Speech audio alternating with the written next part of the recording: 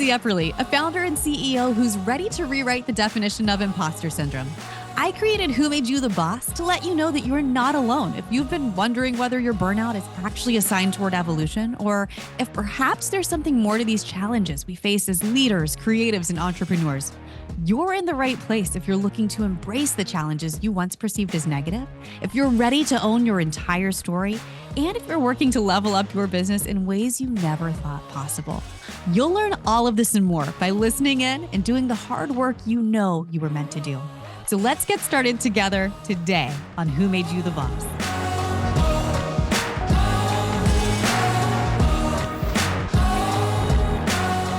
Hey, friends. Welcome back to another really fun episode of Who Made You the Boss, a podcast for you recovering workaholics. And do we have a treat today? Joining me is my friend and Atlanta-based food and lifestyle sensation. Guys, she is a sensation.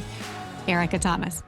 Erica is the dynamic force behind the website Eating with Erica, which has been featured in Food and Wine, Good Morning America, Essence, and so much more. And I promise you will find a lot of nuggets of wisdom in listening to her stories and her learnings. But I will also disclaim that a large majority of this episode is me laughing at everything this woman says because she is so hysterically funny. I enjoy every time I get together with Erica. You're going to hear all about the philosophies she's held dear in order to follow what she calls the squiggly line journey that it takes to becoming an entrepreneur, including how she worked from 9 to 5 and then came home to work her 5 to 9, as she calls it. What I love about Erica is how she's really managed to separate her self-worth from her success. And we talk about that a little bit today. If that's something you struggle with too, I've got a resource for you on how to turn imposter syndrome into inspiration. You can check that out at lindsayepperly.com/resources, and I'll link to it in the show notes as well. Listeners, you are in for a treat. Not just because this guest will tell you all the ways you can use her fabulous homemade pistachio salt, but also because she's just a delight to learn from. So let's go.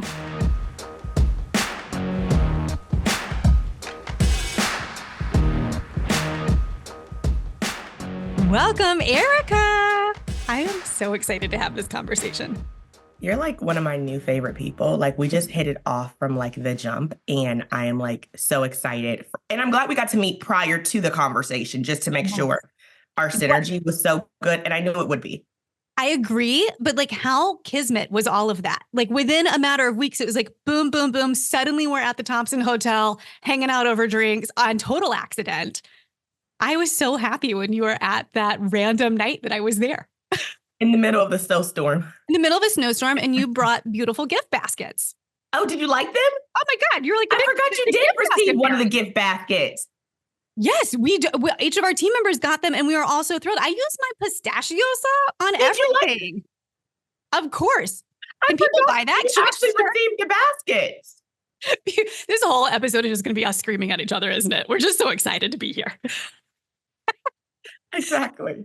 I'm going to plug your pistachio salt. Can people buy that? Or is that for sure. So good.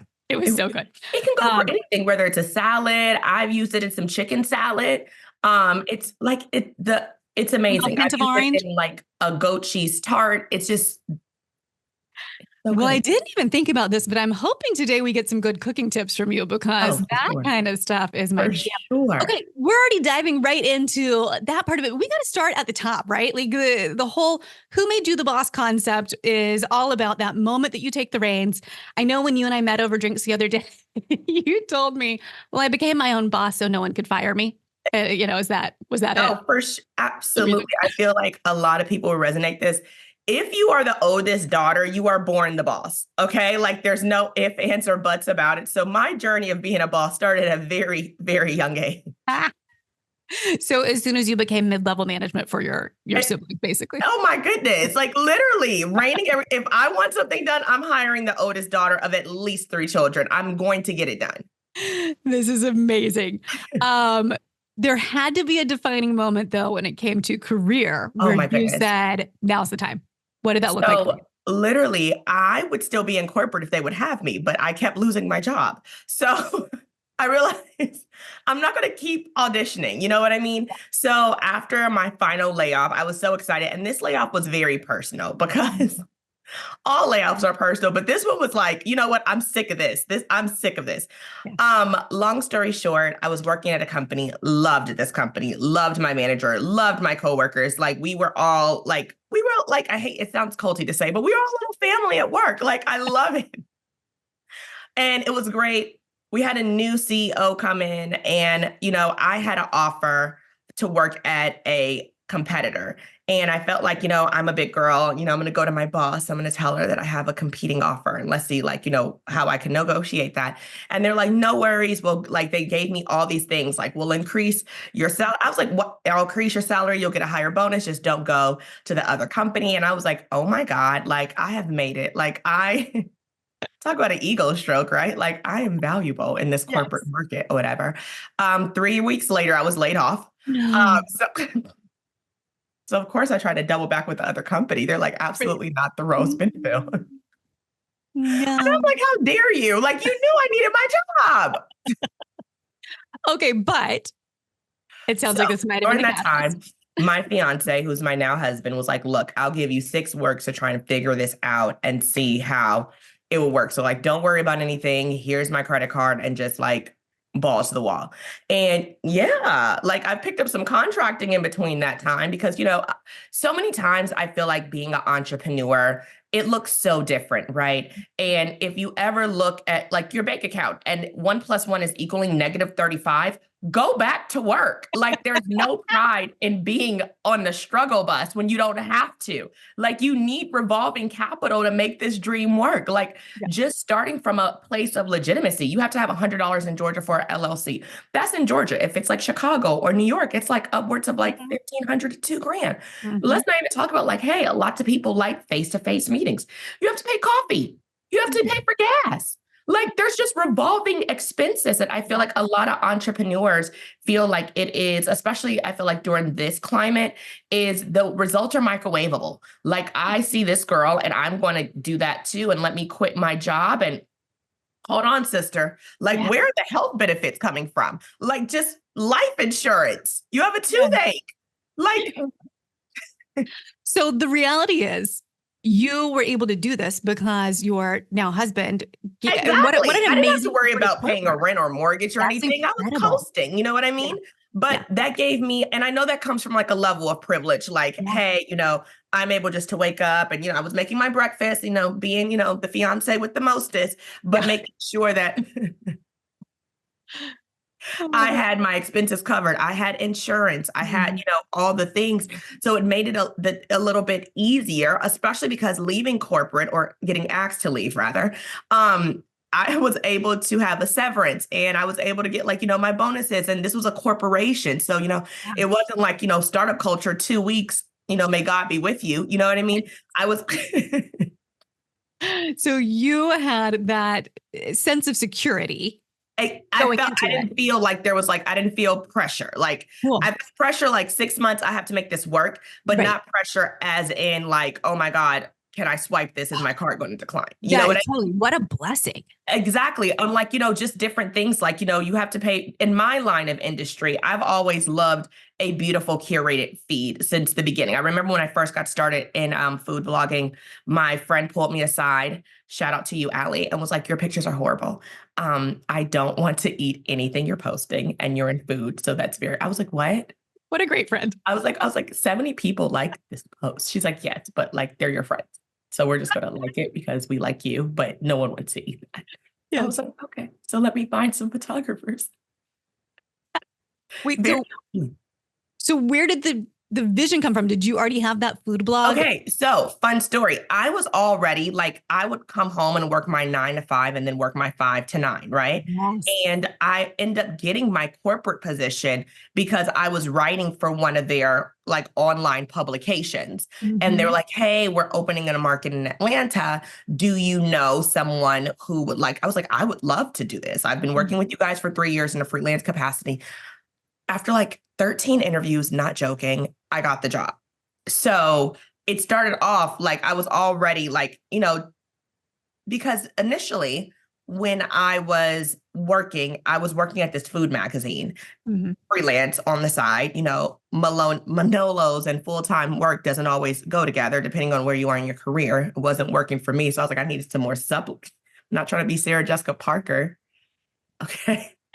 Get it? Literally negative $300, but $40,000 worth of shoes.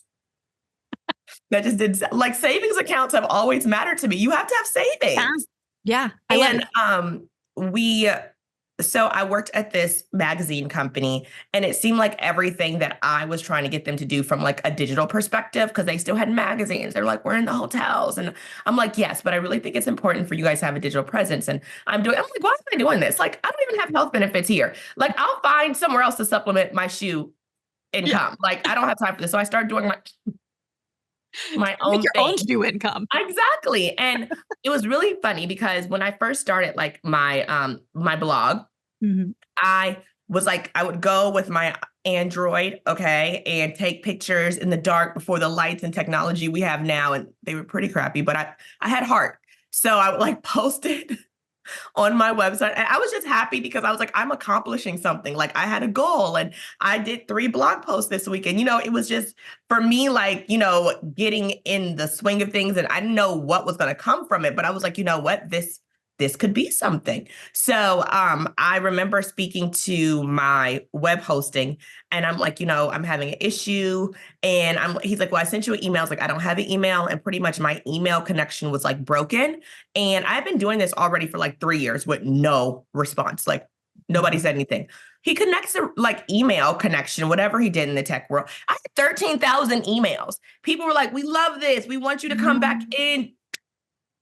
Yeah. Just weren't getting anything. So that was probably a pretty significant setback. Oh, I mean, I think that I'm always up for a challenge. You know what I mean? So Mm-hmm. I'm like, I feel like, and I'm a big person in like trusting my gut, and I'm not the most religious, but I'm very spiritual. So I kind of go with if God gives you the vision, he's going to bring you the clients. Yeah. Like, I don't feel like he put something on our heart that's just not going to work. Like, it may be like a squiggly line of confusion, chaos, stress, wine, caffeine, and breakdowns, but it's going to pay off. Can I get that on a coffee mug? Your entrepreneurial journey will be a squiggly line of confusion with chaos, wine, caffeine, and it will pay Weight off. loss, weight gain. Okay. Like, But it's so true. It is never just an easy upward trajectory. And honestly, I feel like that gives you more of the hustle and the grit and the excitement to keep going, right? and I It's say the that all the challenge. time. I totally agree with you. You can teach a lot of things. You can't teach hustle. You Mm. either want it or you don't. You know what I mean? You either have get up and go or you don't have get up and go. So it's just like, literally, I believe there's a quote. It's like, there's like things that are left over, like things in life don't come fast, but people who want things in life comes from those who hustle, and things who are like left over, those are left over from the people who hustle. Like I feel like just in this day and age, people are really underrating the human connection of networking Yeah. and hustle. Like, Yeah. picking up the phone rather than just sending an email, like, really being persistent on there's no for me. Like, it's like, it may be no today, but not no in life. Like, I'm going to get what I want. Yes, beautiful. Well, and networking is such a big basis of what you are doing, like your entire company now, too, to promote the supper club. Like this has gone well beyond a food blog, which in its own right has made incredible leaps and bounds, right? Like you went from regional to nationally recognized. For sure. And now you've got all of these incredible ancillary offerings around it. And the way that you were talking to me about the supper club, you're so passionate about connecting women. I feel like, there's so many boys clubs, you know what I mean? And there's so many, like, they are always going to look out for each other. Yeah. And it's like, I just feel like women, we need that a little bit more, especially when you're starting just a new journey. And a new journey doesn't necessarily have to be like entrepreneur. A new journey can be like, hey, I'm now divorced, or hey, I'm a new wife. Like, journeys just need different levels of support. Like, you may be the first woman in your group who is a mom, or the first one who's divorced, or the first one getting married, but like different stages in our life call for different support. Yeah. So what you are doing is bringing everyone together around food, but actually You're simply bringing everyone together. Like this is And just that's the a thing. reason to. Yes. I feel like, in this world, I love social media. I mean, I like social media. You know what I mean? I love this. What I love about social media is like like literally, Jessica posted my video. Okay. Hey, Shout out Jessica, to Jessica. out to Miss Sassy Pants. Isn't she so sassy? I love her. I love her. She is honorary jet set. She I does love not work on our team, but she works on our team. Like we love her so much. Shout out to Jessica. Jessica posted our holiday luncheon at the Word Office Astoria. You saw and you're like, what is this? And I don't believe in any other capacity that could happen without social media. That's true. Like, I don't even know if you were in the States when you saw that. Like you could. True. That good point. That probably was because babies, but no, it's because I've been following you on social media for well over a year. And I was like, Jess Blunt, how do you know this lovely Erica that I've been following and I'm obsessed with because my side passion is cooking and eating. I like my pastime. My favorite pastime is I will read menus online for restaurants that I may never visit. I just love it. So anyway, when I saw you guys together, I was like, Jess, how do I get an intro to Erica? I just want to meet her. It's so cool. She lives in Atlanta. And then she intros me and you are just the most delightful, easy to get to know human. And so to your point, you're using social not as a barrier or a fortress or a wall, but as a means to connection. And I feel like it's either one or two things. You're either consuming or you're creating. Yeah. And I feel like so many times there's some people right now who have 50 followers, 100 followers, and they're just like, oh, I'm never going to grow, but you post once a month. Okay. I think that there's so much power in my mindset is execution over perfection. Right. Yeah. So many times you see people who you feel like, man, I can do that better than her. Or, she's not even that great, but because she's starting and she's doing, and you're sitting still looking at her starting and doing, she's going to go further just because she's like, you know what, whatever happens, happens. And I'm going to give it a best shot. And if you're not trying, I'd rather fail trying than not know. Yes. Are you just naturally wired that way? Or is that like a learned activity to overcome perfectionism? I think that like literally growing up, my parents were very much so. I remember it's so funny. Me and my mom was talking about this. They always told us we were special and there's nobody like you. And that's true. And then I remember I was in school and this teacher was like, you're not special. What? What are you talking about? Like, I literally was like, I need to go to the office and call my mom. Like it was literally up. And my mom went up there. I was like, no, my daughter is special. Don't you ever tell her anything different. I'm sorry, your mom didn't tell you you were special, but you are. You are special. Like literally, you have to think about this. Like in 6 billion people, okay, we have like jellyfish and like lions and rhinoceros. And like God said, we need a you. I'm special. I love that. You are. So you are wired this way, but also your parents raised you in a way to say. Very big about self-esteem, go get it. Thinking, very big on just knowing your worth. And I think especially like guys kind of have it like a little easier than we do. You know what I mean? But like with girls, you want to teach them to be like powerful, like badasses. Like you really want to make sure they know their worth because so many times women are taken advantage of. Just from like people pleasing or just like, I hope they like me or just, and it's like when you like, I feel like when you have like, when you get to a point in your life where you just truly like, you don't care, like you. But how do you get to that point out of just pure desperation or did you like actively work to get to that point so that you could be more successful? I think that like this is the thing, it's just like a lot of people are worried about like they. Right. And it's like, what are they going to say? It's like, okay, well, give me the people you're saying they about. So like, what are these people? I'm nervous about posting on social media because I don't want to look stupid because they are going to, okay, let's write down who's they. And most of the time, no one can even tell me who they are. Right. Oh my gosh. I actually have this as a question scripted to ask you because I try to follow along, like just a little bit of an idea of but I got my first troll the other day, right? Like I've made it, got my first troll. It was definitely, you're an influencer now. Thank you. But what do we do with this? What do we do with the haters? I just block it. Beautiful. I've been hated on since pre-K. So like where you can't block it, or like that's in the classroom with you. So this is an easier response. I just block it. Like my thing is, it's just like people who are truly happy with their life, and everybody's happiness looks different, right? But when I'm not saying you have everything, right? But when you're truly happy in your life and you're content, like, you know what? I like my husband today. These kids aren't driving me crazy. They're at school today. You know, I have heat in my house. Today. I haven't lost any clients yet. It's only Thursday. That can change. Yeah. Yeah. But, I'm pretty happy as a person. I've noticed that your behavior is different from people who are not, even if you feel like they have all the things. And I feel like being happy within starts with you. That's not like a bag, a car. It's just, okay, let me like go deep and like, am I happy? And if I'm not happy, why am I not? And fix it. And that may Wow. need therapy. Okay. Probably does. It, Definitely did for me. it might need to be on the couch, but I just noticed it's just like little things that like are so, I'm not just triggered. You know what I mean? I'm like, okay, girl, like what? It's you got it season. Okay. I'm not arguing with anybody. I'm not going back. You got it. Like got for it. what?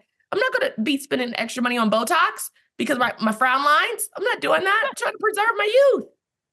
So I do feel like, though, there's a misconception, at least I had this in my 20s, and I think hopefully I'm doing better, in that contentment is like the antonym to drive. So if I become content, then am I not going to hustle and go for what I want? And so I always linked like anxiety to ambition and thought those two things were necessary. And I find more and more that that's not the case. I think that like what I look at it is I'm like, it's so funny, right? So like you'll have clients and the clients be like, yeah, the budget's 50,000 here, sign it, whatever. It's the easiest thing in the world. But then you have those clients that are like nickel and diamond. Okay. And it's always headache, stress. And it's like, I knew I shouldn't have taken it, but it was coming from a place of like desperation, not a place of abundance. You know what I mean? Yes. And it's always costing you way more than the money that you were making from the clients, right? So I feel like a contentment with yourself is happiness. And I feel like when you're happiness, that comes out in your business even more because you're more pleasant to be around. It's easier for you to close deals. You're more receptive. You're more creative. I don't feel like you can be your best creative self when you're operating from a place of desperation, anxiety, things like that. It's overwhelming. It's stressful. And like, granted, yes, entrepreneurship is absolutely hard, but like, I love it. Like, I love, like, I played hooky last week to take my son to the library. It's like, you know what? I'm not doing these meetings today. I'm scheduling them tomorrow. So I love that, but I love the freedom, but I also love that I can be happy and still have stressful moments, but still be content with my life. Like, wow, look where I was 5 years ago. Yeah. Didn't know I was going to make it like this. You know what I mean? So I think you could. Yes. Well, and it trickles over into the kind of mom and wife that you are too. I feel like, you want to make sure the type of environment that you're keeping in the house, because like, I'm not raising a child, I'm raising a young adult, right? And it's like, how you are raised, that spills over into everything, whether when my son gets married and when he's dating and things like that, like the way he communicates, I'm not trying to have him be a wife, somebody's burden. Okay. Yeah. A lot of women right now, a lot of women are waking up and realizing that a lot of these men are not partners. Okay. I feel like I have it with me raising a son. I don't want him to go from my house to another woman's house being an extra burden or extra child. I really want to teach him like partnership. You can pick up your clothes. I just feel like it's just so many things that the times have changed or whatever. But I saw this video and it was so funny because they said that like, it's hard dating now because like men didn't really used to have to do anything. Yeah. And they're like, now you like, they want to ask if you're emotionally available and like, you have to be funny. But I'm like, well, it's different too, because, when people were initially getting married, I love like, it was sometimes a matter of like survival. Like I talked to a lot of like my older friends and like, they would say, hey, when we were young in school, you would say, oh, what happened to Leslie? It's like, oh yeah, Leslie's dad needed 4 cows and Mr. Henry had 6. Okay. So Leslie's married. Okay. She's not going to school anymore. Like, so now the stakes are a little bit higher in terms of. And on top of that, like, let's just think it from an economic standpoint. Most women could not get a bank account without their husband until 1973. Yeah. But you know what's interesting is even at the start of this, talking about the way that your partner enabled you to go for what you wanted without having the financial burden. There is now a modern day version of what it looks like for a man to be supportive of a woman, particularly a very powerful, very influential woman like yourself, like someone who shows up with full bravado, full charisma, and a full bag of dreams. Like you have to have a very particular type of man Oh, that's for going to sure. say, I am here for you, and here's what I'm going to do to support you, versus someone who wants to overshadow or put out that fire, Or compete. compete. Or Yeah. let's just call it a lot of sometimes it gets a little bit, I just think just from the way they are wired, their Mm-hmm. ego sometimes. It's like, Mm-hmm. and I was always taught if you're not growing together, you're growing apart. So it's Yeah. like, literally my wins are your wins are my wins. You know what I mean? And Yes. like, if I'm doing this, it's for our family. Beautiful. Yeah. So you also launched a boutique content creation company. Was that Yes. before, after, like in the midst of all That this? Are was you running during. two companies? That's That was during. during my Okay. my a saying in our house is start new things often because it will Hmm. humble you. It'll keep you humble. Whenever you Yeah. start something from the ground up, it's like, oh, starting something. Don't know if I have this in the bag. Uh, That's a but I kind good of felt like there motto was to an live by. you want to, I mean, sometimes if you don't try new things, like you get like, a little puffy in the chest and it's like, oh, I got this, I got this. And then when you have to start something new, it's like, I'm starting from scratch. You know what I Yeah. mean? So it's, Yeah. I like to try new things.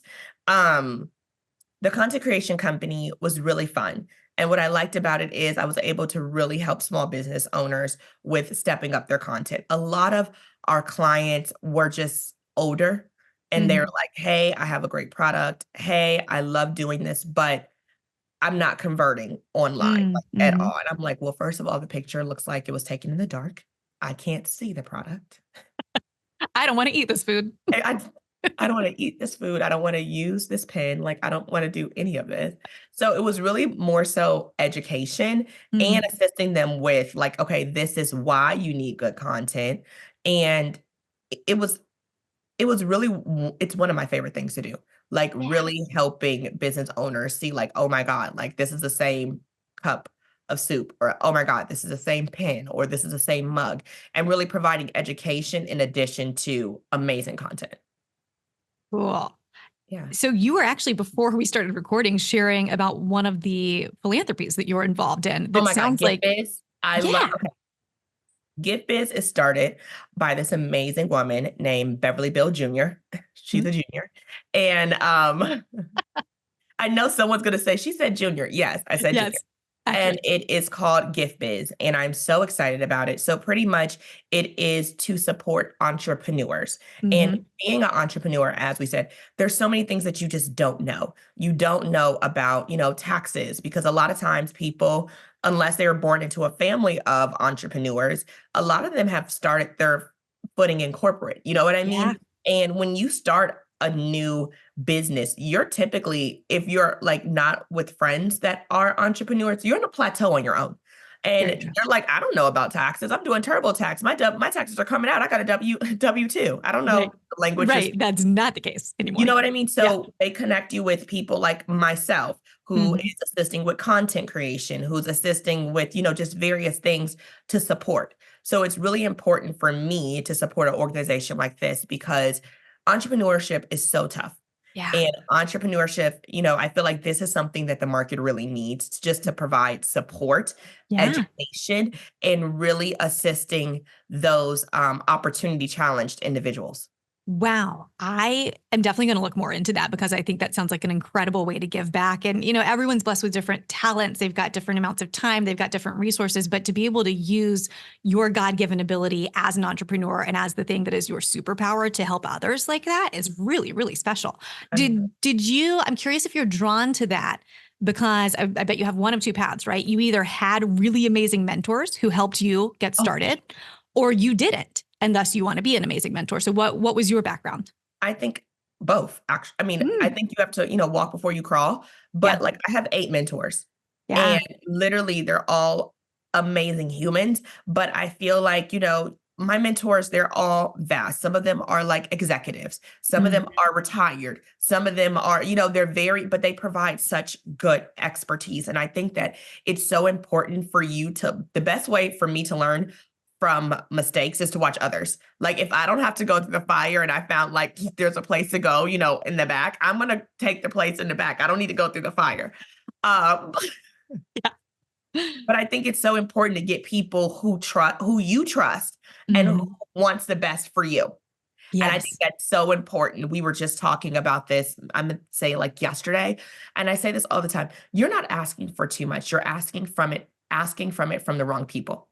You're not asking for too much. Cut. Yeah. No matter what the ask is, you just have to find the right people. You have to find That's the right. really good. Yeah. And I think that sometimes, our dreams may be scary Mhm. because it's like, okay, I have this, these are my resources, but this is where I'm trying to get. But I feel like, and that can be intimidating in itself. Yeah. But I feel like, with the right team, and I say this all the time, whenever I've started a new business, I've literally gone into my email to everyone I've ever had a great relationship, a great conversation with, and say, hey guys, this is what I'm working on. I would love your support. And this is how you support me, XYZ. Just because lots of times it's not that you aren't important. It's just a lot of people have a lot of life going on. So in the midst of Mhm. someone maybe assisting their mom who may have fell and broken her hip, or in the midst of having a baby or things like that, I'm sorry, like I'm not thinking about what somebody I talked to 3 months ago is doing. You know what I mean? Right. So it's Right. nice to just send that out and have a refresher, like, oh my God, I know a girl that, you know what I mean? And you'll be very surprised. And I feel like lots of times when people start stuff, they try and be sneaky, like, I'm going to do it over here in the corner. No, be Yes. loud out, because you will be surprised on how many people want to help you. Like, Yeah. and there's so much power in connection and like networking and saying like, this is what I'm doing. You never know where that may lead you. Yes, that's so beautiful. I'm so curious, especially with the way that you've talked about how you always have a beginner's mindset, how you want to be humbled by starting something new, and how you're willing to go out and ask for what you need. Have you struggled at all with imposter syndrome at any Oh point, or my like is God. this just like Yes. you can just bulldoze through it? You know what? I'm like, okay, I always say that there are people less qualified than me doing more. So, Hmm. And this is accurate of all of us. I'm certain. so this is a thing too about imposter syndrome. Like, you may not feel like you're able to do it, but when you get in the room, you're going to do it. Yeah. And I feel like that's kind of like my gift. Like, I know I'm able, I'm going to talk myself out of it, probably have a nervous breakdown on the way, but I know that Yeah. I can do my job. You know what I mean? I Yes. feel like that I'm not like I'm not an imposter. Like, I Yeah. really can do this. I really am able. And I feel like, sometimes when we get what we prayed for, it gets a little intimidating. But I'm like, no, I wanted this. Like, I've earned this, I deserve this. You know what I mean? Yes. I say this every day on my story. I deserve the best and the best deserves me. Love that. I And I love think that. with that mindset, especially for those who may have had some trauma, or, Mm. they didn't grow up getting praises from their Hmm. family members. It's so funny. I'll see a girl, I'm like, oh my God, you have great hair. She's like, oh, it's not that great. What are you talking about? Yeah. Like, Yeah. yes, Why is it that is. your first? Yeah. This also probably all points back to your comments earlier about execution versus perfection. And that if you just start, then you already are living in your power. You're overcoming those gremlins quicker and you're seeing that you are capable. And the thing is, I'm a big person on um, having goals and executing your goals. That's what builds self-esteem. Hmm. And Hmm. whether that goal is in business, or whether it's to lose 5 pounds, or whether it's to read 10 books this year, Yeah. you having goals and accomplishing those goals, or having something to work towards is going to keep that self-esteem. One of the Yes. reasons. Yes. Is there a goal that you are currently working on that, especially that people are listening in, any way that we Oh can my help God. you? So I literally am working on expanding the supper club. It's just so amazing. I love the women we have. And I love that we have we're very age inclusive. We have Mm-hmm. 22-year-olds to 64-year-olds. And I feel like there's so much power in learning from the generation behind us, but there's Yeah. so much power in the generation ahead of us. And I feel like sometimes just in Western culture, we kind of start forgetting about women at 50. Like, go to the Mm-hmm. side. Like, wait, Gwyneth Paltrow is 50. Look Yeah. at Angela Bassett. I mean, I Yeah. just look at the comparison I don't know if you know this, but like in the 1900s, the average American only lived to 47 years old. I did not know that. So now, like, if you look at Golden Girls, those women were 50 years old. No, they were not. They were 50. And they were positioned in a way that they were in their 90s and cast, to your point, cast to the side. Yeah, exactly. But now you look at Gwyneth Paltrow and you look at Jennifer Mm. Lopez and you look, you know what I mean? And I think it's about literally, I don't care what anybody says, like you feel good when you look good. And that doesn't Mm. always mean, by society standards, but Mhm. it doesn't always have to be expensive. I think in this consumer-led market right now, you're consuming, you're consuming, you're consuming. And I'm like, Mhm. no, if you wear your favorite and you have your favorite dress. You have this dress that whether it's date night, whether it's an interview, you put on this dress, I'm going to kill it. Put on a little red lip, feel good about yourself. Yes.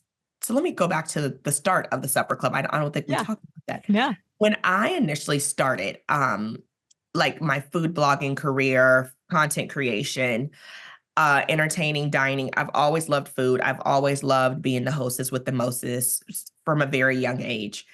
When I decided to start the supper club, it was initially called 10 of Us. And it was called 10 of Us because I would go to these events and there would be like 70, 80 people.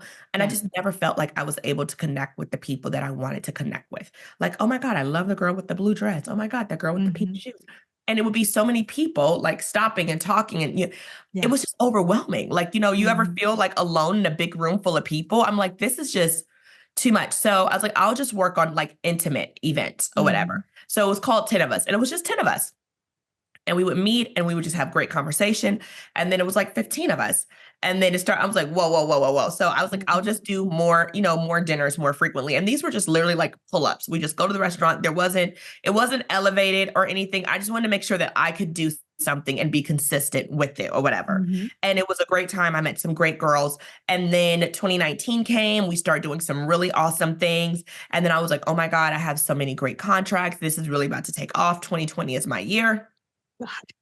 And 2020 was not not my so year. much. I was like, no, it's not my year. So I was like, okay, I'm getting married in 2021. We're having our wedding in 2021. We got married in 2020. Mhm. 2021, we will have our wedding, and then that will be my year. I end up getting pregnant on my wedding night. So 2021 was not my year. So I said 2022, whatever God has for me, He has for me. It's not what I'm not saying. I've never said it's my year since then. Right. Never. Definitely not our Like, call to make. it's there a year, but it's not, the year is 2024, but it's not my year. So I decided to just like do some pop-ups and see like how that would work and how if the audience was still there and if people were still interested, because it's just Mhm. I'm very big on human interaction. Like I love talking to people and I know that that's not how a lot of people feel, especially after the pandemic. A lot of people have like they don't want to talk. So I Right. was like, if there's still a market for this and I still can connect amazing women, let's see how it goes. So I did some like pop-up dinners last year. And then in November, we went full membership and we have like 50 members now since November. So I'm pretty excited about it. That is so cool. We talk a lot on this podcast about this concept that I have called the monsters that save us. And this idea is the things we fear the most that we think are absolutely going to level us, oftentimes turn us into who we are supposed to be and where we are supposed to be. And that's such a beautiful testament for you being in hospitality and food and beverage industry that it was one of the hardest hit through the pandemic where you truly have to step back. And then you've got the personal effect of now I have a baby on my hands. Like all of these things that are going to derail you actually led you to what you're now offering. And that has just gone above and beyond probably what it sounds like what you even cast as a vision for it. Oh my God, I love it. I can't talk about how amazing these women are and how I love hearing their stories and just hearing how we're all in so very different walks of life, but we're all still connecting with a passion for human connection, getting dressed up, being home by 9:30. I commented on your post the other day about that because that was something that resonated in my heart. Thank you for If putting someone yourself first by being home by 9:30. That is important. I just got to a point where like I'm tired of doing Irish goodbyes. I'm not going to Yes. be home with you guys until 11. No, I'm going to go please to the don't. bathroom and you're going to see me on Instagram with my with with my face, my skincare routine. I'm not doing Yes. this. Someone says 8 o'clock reservations. No, thank you. Crazy. Can you This is imagine? why this is a 2024 goal for me. I will attend. hopefully more than one, but at least one of your supper clubs, because girl, you have it down to a science as to what, and when you talk about that, you used to do the pull-ups where they weren't elevated. Now, when you go on your profile and you see that you're having like lunch at the Capitol Grill and it's got like full floral decor. I mean, like you take these things to another level. I feel You like are the hostess with the mostest. I do my best. I feel like this. If I'm going to have someone leave their house, get a nanny, have mom watch the kids, have the husband watch the kids, get dressed up, put on a lash, leave your house, the least you can do is have a good glass of wine and a beautiful tablescape. The least. I love it so much. Everyone needs an Erica in their life. Everyone specifically needs this Erica in their lives, and you can have that. You can totally Have that. Come on. Well, definitely people need to follow along on your socials, Eating with Erica. Anything else that people need to do, whether they're in Atlanta or Charleston or beyond, best ways to connect with you? I would say my website, Eating with Erica. I'm on Eating with Erica on all socials. I'm on the talk. You got to be. I'm not, but I've heard you got to be. It's so hard. Teach me. And then, this is what I want to say. If you are supporting the hospitality industry, I would say really look up this organization called The Giving Kitchen. It is absolutely amazing. Jen is incredible. I adore her. They support restaurant employees.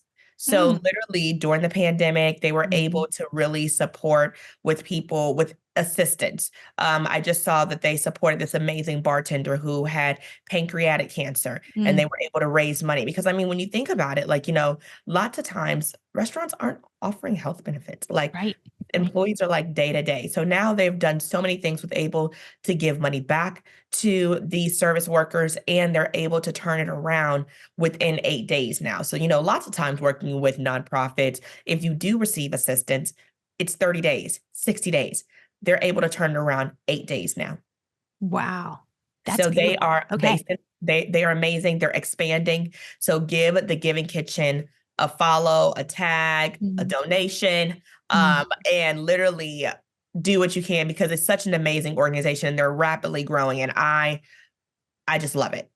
I will definitely check them out. We'll link to them in our show notes too, so that we can promote them to listeners. Thank you for sharing that organization with us. I always like to end on something that my family ends on every day. We, around the dinner table, have the question of, what is one thing that made you smile today? And I'm glad we're doing this interview today versus last week when you had a flat tire, or the week before when there was a snowstorm and all of our children had to stay home from school. And you and I were like, what are we going to do with our lives? You cracked me up, Erica. You go, I don't care where they're going to school. They could go to DeVry. That's fine. They're going somewhere today. They're going to ITT Tech. They're going somewhere. They're going to fall off my bar stool. Oh my God. So now today, I've never seen kids stay at home this much in my life. Like, because it's cold? Are these kids, do they not have jackets? Totally. This interview will air much later, but please, listeners, know that today is January 47th. This is the longest month of the year. 65 days. 65 days in January this year. Okay, but I'm glad we're not doing this interview on any of those days. We're doing this interview on a great day where you're dressed in brilliant red and you've got great power lighting. What is one thing that made you smile today? Being on this interview. Like, this is such a great way to start my day with, because I just feel like we're having a conversation and it happens to be recorded. It happens. Like, this is our energy all the time. So I was like, if I could start my mornings with more Lindsay, the world would be a better. I would agree. Honestly, I would like for my full-time job to simply be us texting each other voice memos back and forth. That's become a big highlight for me.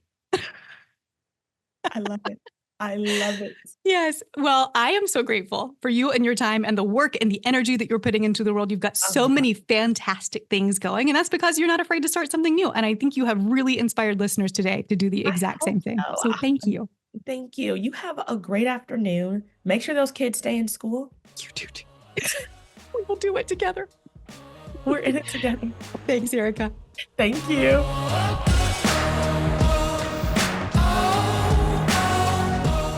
If you've gained some valuable insights from listening to Who Made You the Boss, there are 2 ways we ask our listeners to show us some love.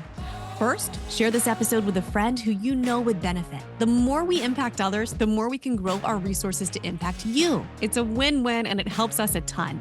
Second, if you'll take a moment to leave Who Made You the Boss a 5-star rating and review on your favorite podcast platform, that helps us continue create meaningful work, and it just makes our day. Thank you, listeners, for being part of this journey. Until next time, keep leading, keep learning, and keep being the boss of your own incredible story.